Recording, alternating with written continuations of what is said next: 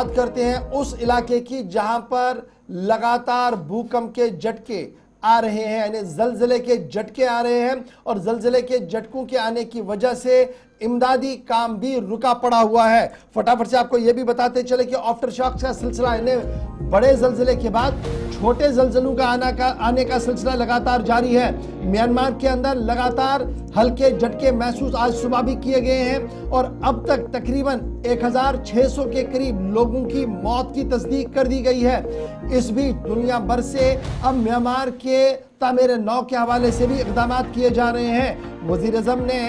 Rescue team साथ साथ relief को भेजने का फैसला लिया है और बाज़ाब्ता तौर पर वज़ीर आज़म ने कल सबसे बड़े जनरल, क्योंकि वहाँ पर फौजी हुकूमत है, सिविल हुकूमत म्यांमार में नहीं है, इसलिए वहाँ के सबसे बड़े जनरल जो सीनियर जनरल हैं ओन्यांग, उनके साथ कल मिलाकर फ़ोन पर रब्ता भी किया है और भारत सरकार की तरफ से उन्हें माकूल मुनासिब इमदाद पहुँचाई जाएगी, इस ज़िम्मन में बात कर दी गई है। ये पहला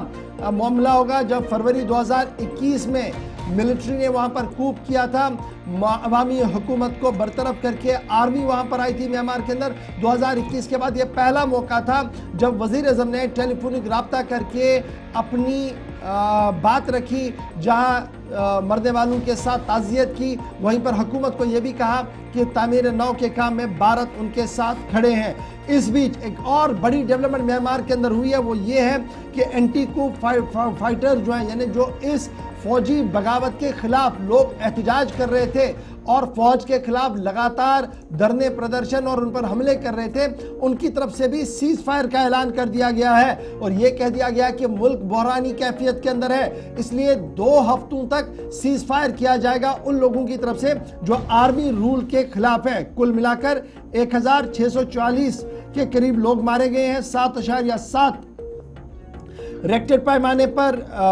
अर्थक्वेक मेजर किया गया था और यह सिर्फ म्यांमार तक ही महदूद नहीं रहा था, बल्कि थाईलैंड के अंदर भी इसका असर देखने को मिला था और भारत के कुछ जजीरों के अंदर भी इसका असर जो है वो देखने को मिल रहा था। फिलहाल बड़ी बात ये कि वज़ीर आज़म की तरफ से भी बात कर दी गई है और अभी तक जो इतलात म्यांमार से सामने आ रही है, तकरीबन 2900 के करीब बड़ी इमारतें, यानी टॉप टावर्स ताश के पत्तों की तरह ढह गए हैं। जिस तरीके से ये तस्वीर आपके सामने है, 2900 स्ट्रक्चर्स को नुकसान हुआ है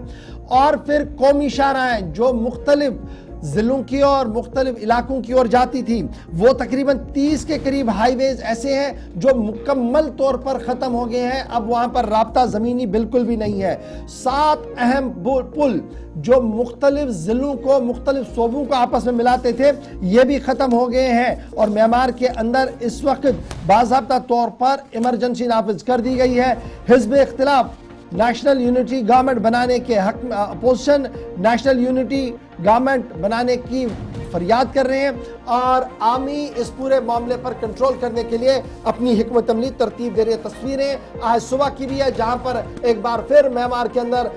हल्के झटके महसूस किए गए, जिसके बाद लोग एक बार फिर खौफजदा दिखे हैं।